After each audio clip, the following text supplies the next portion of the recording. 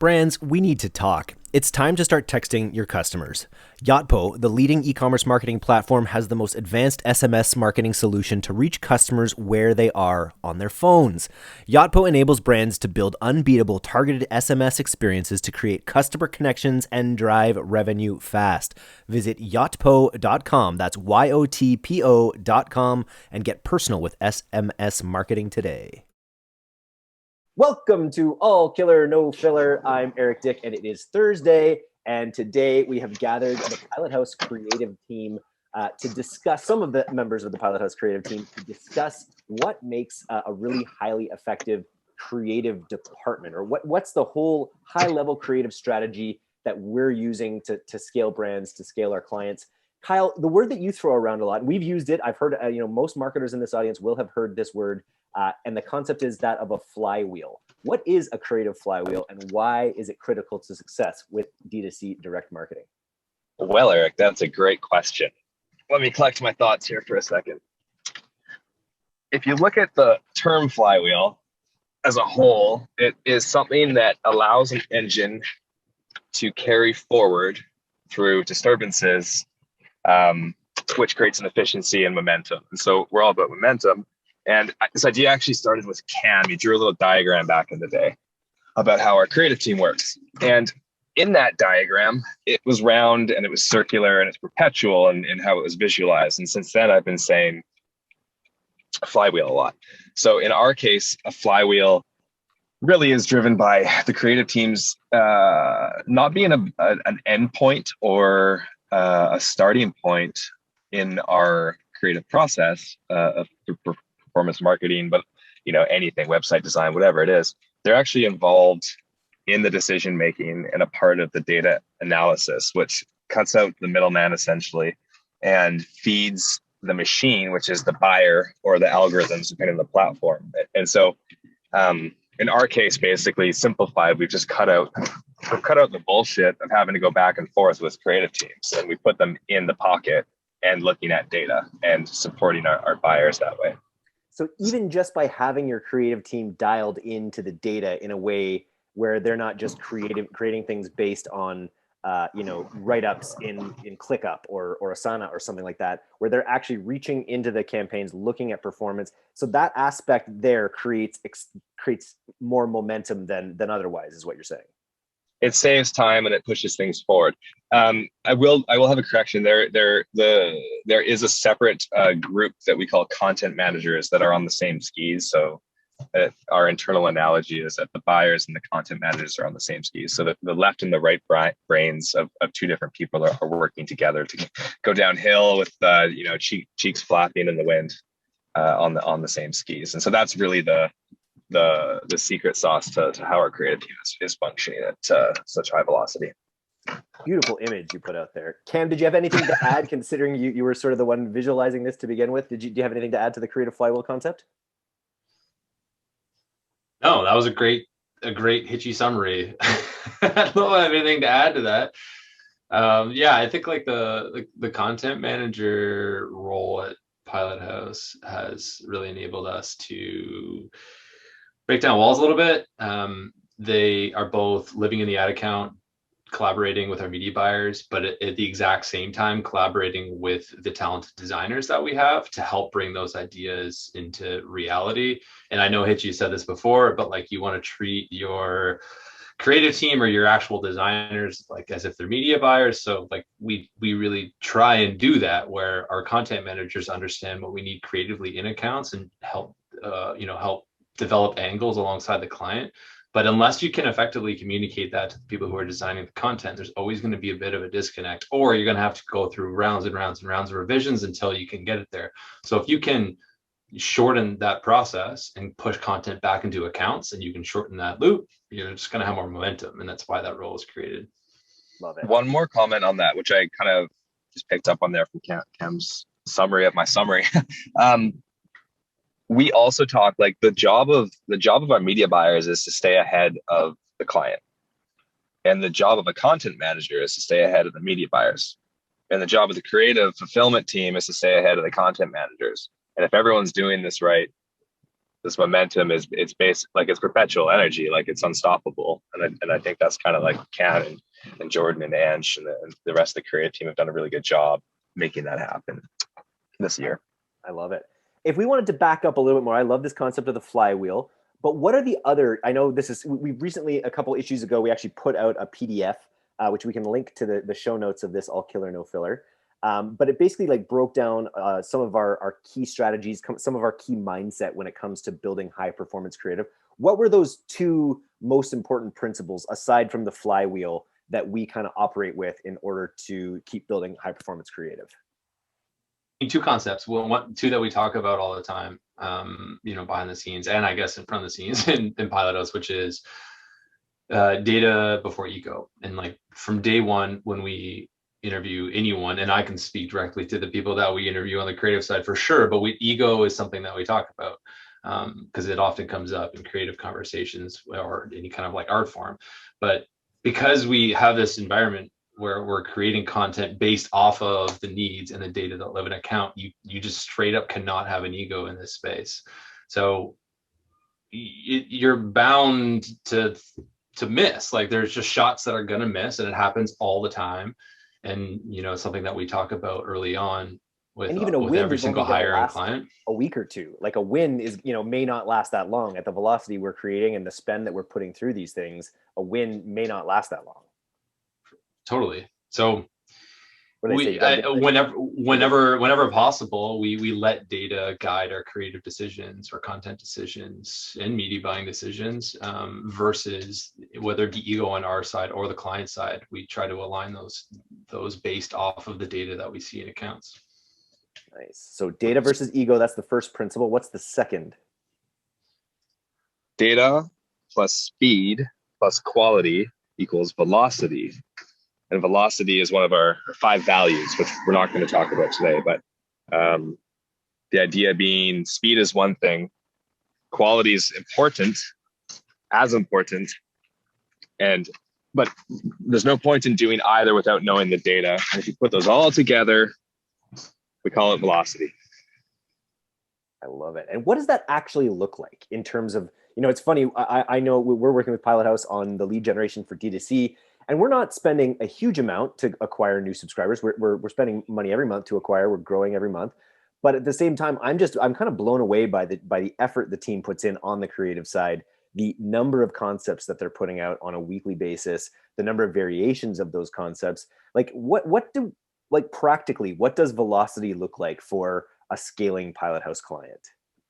I think like you can make up any arbitrary number you want on that. A lot of it just kind of comes down to your budget and you're willing to test, right? It's online. It's a hungry beast, and you've got to keep it fed constantly. And that could mean that if you pull this arbitrary number of 5 pieces a week and 5 flop, you have to come back and learn from that data and like kind of analyze what's going to lead to that success, and maybe what led to that failure. And that comes kind of down to that ego thing.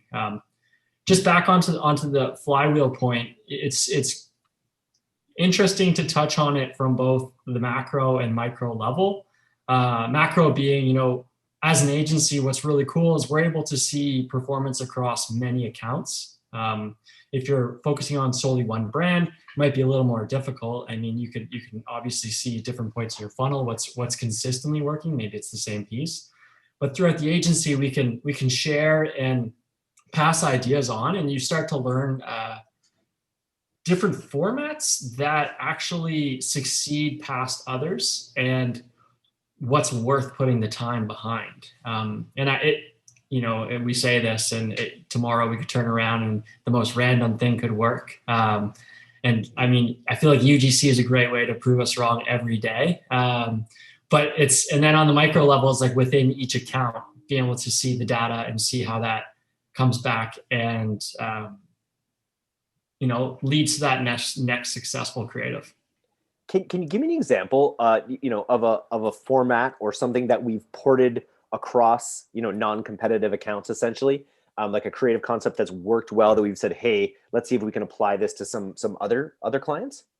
Yeah, we actually should link that deck that you're talking about earlier, because within that, there's, I think, 5 concepts or so that we typically put across different accounts. And one of them being, like, I think the easiest one would be like a static ad that is your claims plus your benefits. So you can break it off into whatever areas you want, but using that whole 1-by-1 space to you can break it out into different quadrants. That's typically one that we'll do right off the bat to see if that gains with the customer. But it allows us to, like, put a claim in to say, what's this product about? Introduce the product into maybe like a user lifestyle, like show a picture of the product being used, have a claim of what the product does, and then you can have your call to action or your or even like a customer review within that, as long as it's short. But using your ads to their full space is just so important with that.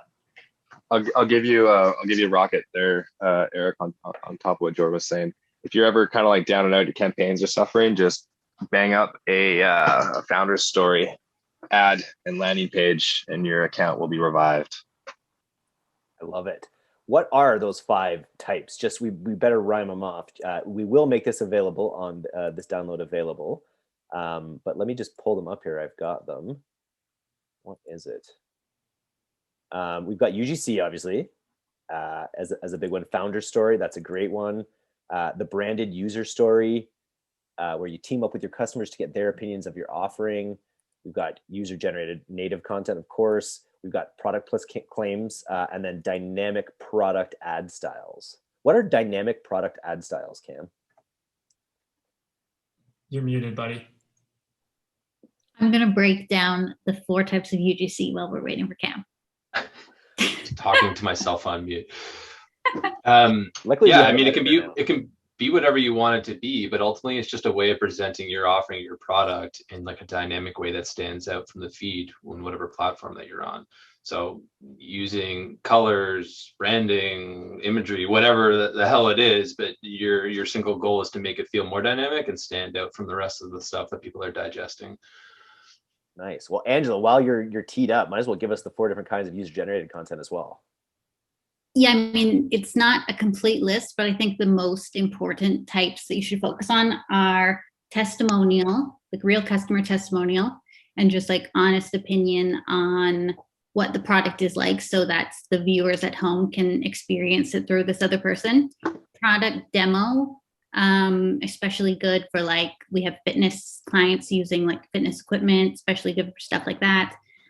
Educational, especially if your product has, if it answers pain points or if it gives solutions. And then probably the most important that's getting used more and more every day is like humor, entertainment content.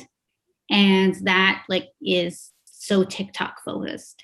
But we use that content across all platforms, not just focus on TikTok.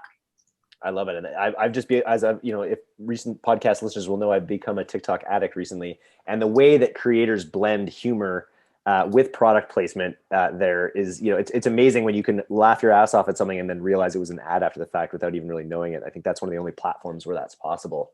I wanted to ask you guys, we've got all of these different creative types where we're asking our clients and our brands to go with us and to trust us that, hey, we're going to try a bunch of different things. And we're gonna continually try a bunch of different things. What are some of the objections we have, and how do we overcome those? Like, do we ever get objections that with people saying, not giving us the sort of freedom that we want to test among all these different creative types? And what do we do? Jordan, can we talk about onboarding experience? So Jordan and I don't know, we onboarded like 20 accounts this year.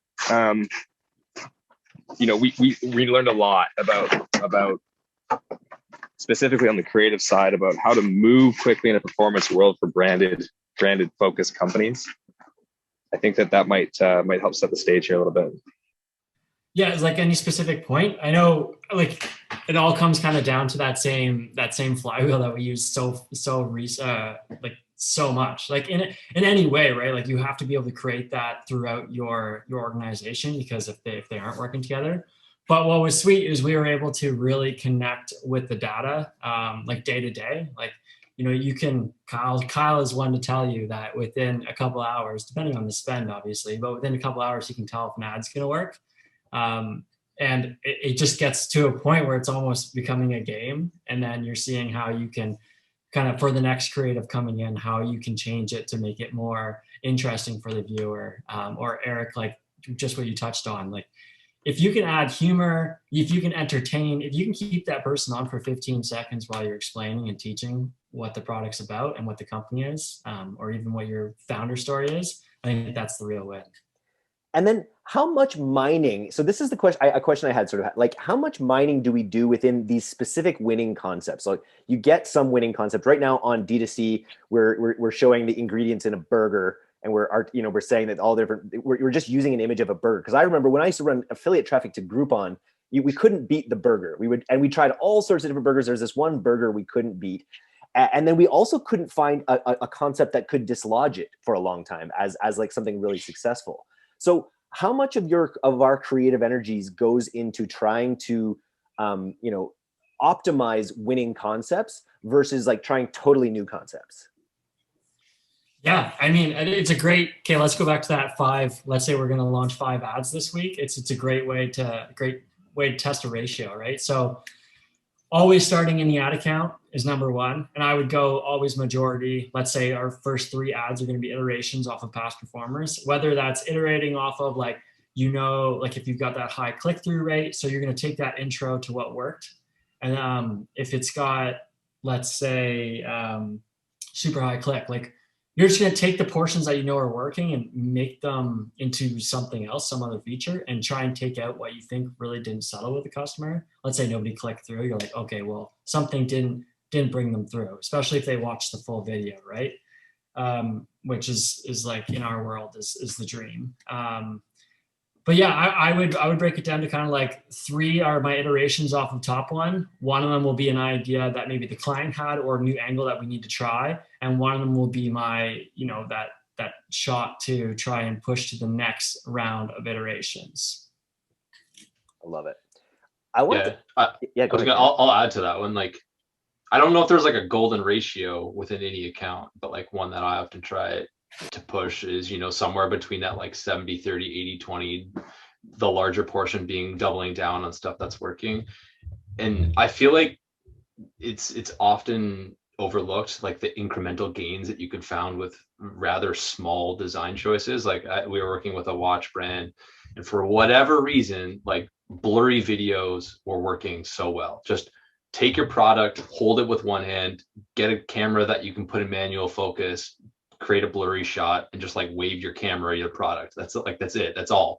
And for whatever reason, that thing worked. And all we did was think about, okay, how can we double down on this thing? And we put like a small banner across the lower 20% of the frame and put some kind of information, pricing, whatever on it.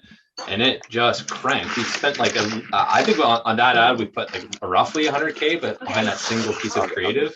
But it's just that like small doubling down that works really well. But I don't know. I feel like the smaller piece of the pie is like the sexy part, because you're like, oh, what are all these crazy concepts you can test? But you can find such big wins through doubling down on stuff that is working. Can you guys talk, like, and you iterate off? That's the other thing, is like our UGC team, Ange heads that up.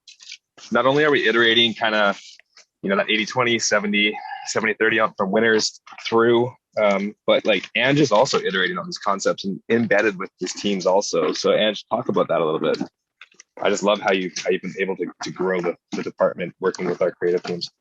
Yeah, I think the important part about like iterating with UGC as well is like we have a longer lead time, because we're talking about actually like shipping people products, onboarding new people, like selling your brand to these content creators. And because we have that longer lead time, we got to really be smart about iterations. So we usually ask people to give us, quite a few different pieces of content, like hit a few different pain points, just like mix up the styles they're filming for us, so that we're sort of like working way ahead of the ads team to collect this raw content in the first place, and to like just increase our chances of success by getting more from them. But also we work with a lot of new brands as well, getting UGC to help them launch, either to scale their campaigns, or they just haven't tried UGC before and this is their first time testing that. So not only are we like iterating on pieces of content, but we're also trying to onboard a whole range of different content creators and different customer profiles so that we can like narrow in on who works, like what look works for this brand and what type of content works for them. Nice. Well, Eric, I got a question for iterations too. Yeah, Are you telling me this burger thing that's crushing on DTC ads right now is an iteration from back in the day when we were working together? No, this was independent. This was an idea that kind of came up on one of our meetings. I think when they brought up the idea, I was like, yeah, let's test that because of this Groupon thing. And yeah, like I think it kind of came up independently, but it was confirmed as like, yeah, let's test that because of that. Yeah, it's funny. Hey, I remember like just this idea of scrappy versus polish, like such a funny concept, but it's important. And I think like, one account was running like a box. It was like an Amazon box or something like that. I forget what it was. And then every account was like, oh, I'm going to test that. And then I think DTC, we were like, oh, why don't we try like 50 different box picture variations? And I think like different boxes were hitting, and it was like, which box is going to work? Well, let's flesh out that analogy, because it's actually interesting, because it drove us a ton of subscriptions, but to be totally transparent, we looked at their engagement and the comments on that particular ad, and it became apparent that people, we were showing Amazon boxes, then we had an ad text about subscribing to the newsletter. Most people just looked at the Amazon boxes, and for some reason they assumed that we were going to give them free Amazon boxes. That in that case, that's what it was. So we got our leads really cheap, but when we looked at our engagement, it was super low for those particular campaigns. So that was an interesting learning experience on where scrappiness can get you. Yeah. If you're not, when you can get you in trouble. You get in trouble as well. And I just wanted to open the floor a little bit on this whole concept of scrappy, because it's something as performance marketers, it's engage, we want to be able to test things and find the levers that work. And as we know, not always, it's not the most polished things that are going to allow us to work. Case in point to the blurry watches. So I just wanted to open the floor and get our team's thoughts on this idea of what scrappy creatives really mean. I just want to preface something before the team goes here. Like Jordan said, it's a variety of creatives that are tested all at once. Super branded, super polished, super nice stuff. Hermes Award winners, no less. Yeah, exactly. So we do take pride in the work that we're doing. So, scrappy is not garbage clip art. It's just how this velocity metric and thinking about it that way as the team gets into it here. Yeah, I like scrappy as a mindset, like test everything, come up with ideas and test them quickly and trash them quickly if they don't work. Yeah. One of this came again, I'll use our D2C experience. We were seeing a lull in our subscriptions, and we got Jeff, the other co-founder, coming in saying, let's just test a bunch of different creative variations. And from that, we ended up testing using sticky notes, literally just being like things to do, like, subscribe to D2C newsletter, learn the most recent performance marketing hacks, profit, or whatever. It's just a little like sticky note that we all have around our office. It was super simple to create. We put a little logo in the bottom. Actually, I think we left it unbranded even, and that became a winner for a 2 or 3 week period. And we tested that vein of so that's, for us, that's not a highly. How many sticky notes did you test, Eric, once you found a winner? We tested dozens of different sticky notes with different. How funny is that? Yeah, but again, they could all be done by our, not even by a designer in this case. These were done by the content manager on his desk, at his office, and it became a really strong concept for us. So that's an example to me where, that really is, that's a scrappy mindset, but it's also fairly scrappy, low budget creatives in our case that worked quite well. And I just think it's very interesting that we have so many brands where we have the whole gamut, where we're testing things that are done quickly, that have this mindset. We're also testing the most polished branded creatives that we still are able to build in performance aspects. That's something I'm kind of interested in too, as well. As we obviously have, all of our high-end brands, they're really looking for these high-end creatives as well. How do we bake in performance to even the most branded creatives? Just to touch on that, yeah, I think you got to look at where your ads are being served. who's looking at those ads and how you can get in front of new eyes, right? Because if you're throwing out the exact same style of creative every time, that's fine. Like if that's your number one goal is just to keep the same exact style, you might not get the most conversions.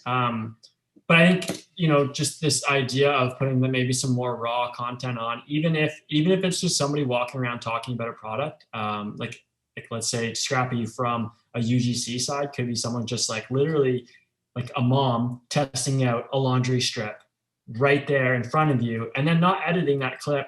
Maybe you could throw an ender on or whatever, and getting that in front of the different audience might appeal to someone else's eyes more than, let's say you're just scrolling through, you're getting beautiful ads all day. That's going to be something that maybe you think your friend posted and you can trust it a little more, which is what the intention is, right? Is to get in front or get people to trust you as a brand and get them to, and that's why we have UGC as a whole, because it works so well at getting people to see how the product actually works. And it's like a combination, maybe that Scrappy UGC may not work as well at bottom of funnel. Like maybe once you've had the awareness through one of these videos that really is eye-catching and raw, and then maybe it will take a more branded, polished creative after the fact in the retargeting pool. Do we ever break these things out, or do we just sort of let the algorithm figure it out as to where to use these creatives in the funnel? Oh, I'm always game to test everything everywhere, but I know there's a lot of buyers that would say different things. But I think you can, like I personally have seen ads work at top of funnel and bottom of funnel and middle of funnel. Like no matter where you are in the journey, I think an ad can stick out and stand to a different customer. But I'll let Cam or Kyle kind of touch more into that. Yeah, I think the longer you interact with a customer, the more you need to either like increase motivation or like decrease the friction to purchase. And you can do that obviously a million different ways.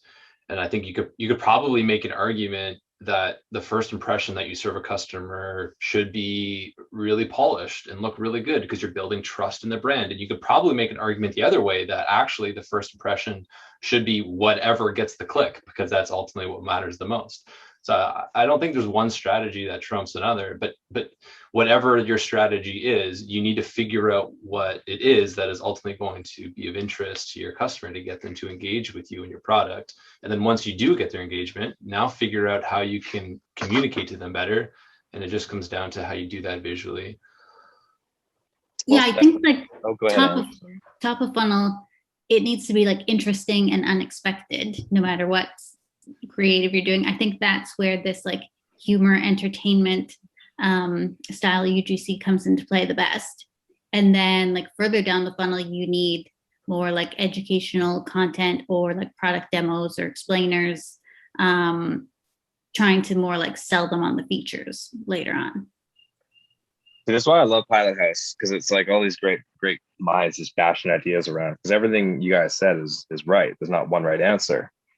And what I think for me, on the BD end of things, it's like this idea of alignment. You've heard me say this on this cast before, if you're a regular listener, but like what brands might want to understand is their vision of brand, but also understand their vision of performance, because those thresholds, what I find, change.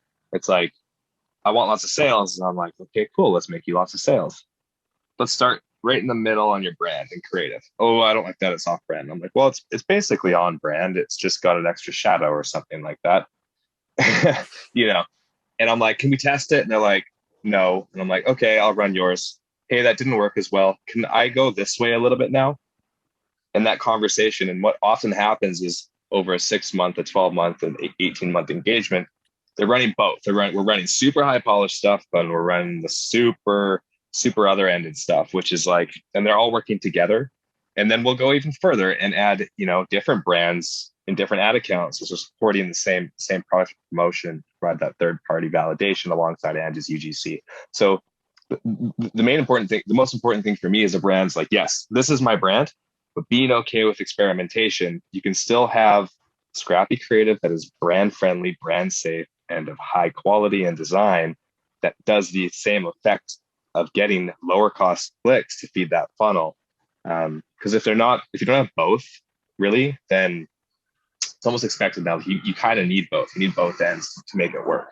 And if you can do that right, you're actually getting different audiences, because a younger audience is going to be more savvy. They're going to want the branded stuff.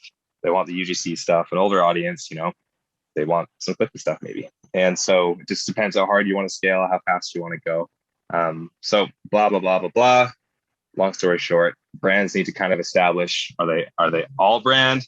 Are they all performance? Are they in the middle somewhere, and be okay with that decision and be clear about it?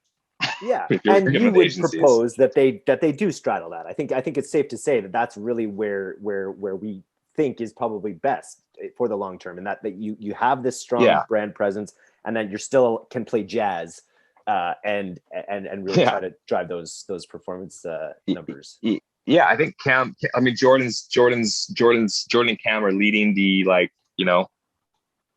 the studio, which is like the not tied to actually us media buying. We're actually building creative for brands now, and they've been scaling it up quite quickly. What are you guys launching with? Like, what do those packages look like? And then talk a little bit about why you came to those concepts as an offering for these guys. Kind of base it off of three main ideas. It's how fast are you willing to scale is with the big question at the start of it. Good way to put it. Essentially that is it, right? It's what's your budget at? Because we can offer you any sort of creative, static or video within that. And then we start at, there's the small tier of like, are you testing out? And then we kind of grow for our packages from there, depending on what kind of creative velocity you're looking at. Pilothouse, if we bought our own packages, we're always on the far end because we're just trying to push as much content out as possible. And I strongly agree with that as well from the studio side, is like, because how else are you going to be able to find those winners fast enough? I don't know. It's kind of cool. Like you got a whole online world that you can test so cheaply, yet we still throw so much money away not doing that, with our ego involved, because something might be appealing to us, which, might not be very appealing to your mom, your brother, or your friend. And I laugh because we got some flyers in our mail for an upcoming election. And I'm like, how much better could they have done on this advertisement that we just take from the mailbox and put into the recycling bin, if they would have tested something online to see, what gets that eye first. And then you're not having to waste the resources in between that. But it's just using your medium and your ability to test at a high velocity is so key to being able to find those successful ads faster. Love it. Yeah, go ahead, Cam. I was gonna say, it goes back to that equation, what we talked about in the first 5 minutes, whatever, data plus quality plus speed equals velocity. If you're a brand owner, you're an agency, whoever, if you need content, it comes down to those are three pillars in which velocity is built on top of. If you have a weak leg, whatever of those three aspects, that's where we want to help you, right? We create content, high quality content or scrappy content, whatever you think your account needs, we can do that at a high velocity. So if one of the legs on your stool is broken, that's where we're here to help. Nice. And people should go to pilothouse.co and fill out a contact form if they would like to work with the Pilothouse Creative Brain Trust. I think Ange has some special stuff going on too. So a little plug for her on the UGC side. Tell us about it, Angela. What special stuff do you have going on? Yeah, well, I think brands need to start thinking about sourcing UGC now if they're planning on having that be an important part of their Q4. Like I said, there's longer lead time, so we need to start planning now for you. And we do have we're trying to get as many clients, locked and loaded for Q4 as we can. So I can offer some special pricing if you get in touch with us over the summer. If you want to go to pilothouse.co/UGC. Nice. I love it. UGC or UGC, yeah, you know me. Here we go. Yeah, UGC, yeah, you know me. I just had a question that came up, Angela, about UGC, because we're doing this. Every time I do a podcast now with external guests, I ask them to give me a testimonial if they love the newsletter. And so we're going to cut those into a super cut of UGC testimonials. Is that something that works well with clients where we actually get a bunch of the best performing UGC and mash it up into sort of a highlight reel? Yeah, I think so. It's just proving that, hundreds of people love your product. It's not only social proof from one person, it's social proof, from however many you have. Like we have some new food-based companies. I want to make a bunch of mashups of people's like first impression, what everyone says it tastes like, things like that. Like it's just more reinforcement for the brand in, 30 seconds. Nice. And it's a way to potentially add a little more polish, right? Because then you're with that mashup, you're going to be adding your end caps and your front caps. And if you're not just going with a raw UGC, actually have it a bit edited, that's a way to maybe up that polish factor a little bit to test. Yeah. And it's usually like really high energy, like the most exciting clips. It's going to hold people's attention. Yeah, I like mashups for sure. Nice. And you got to collect a bunch. You got to get someone putting their hand on the camera too. That's what I'm learning from TikTok. You got to get someone, boom. So everyone put their hand to the camera and say, peace out. I'm off camping for the weekend. I know Hitchcock's is heading up island as well. Does anyone else have any exciting weekend plans? Paddleboarding. Oh, fun. Hiking. Oh, we're so West Coast. This is so Victoria. I love it. Go get your craft beers, y'all. All right. Have a nice weekend. Nice. You too. All right. See everyone. Peace. Thanks, guys. Bye.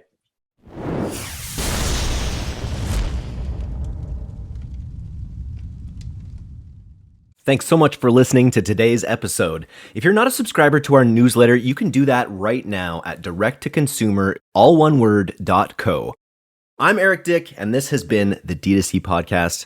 We'll see you next time.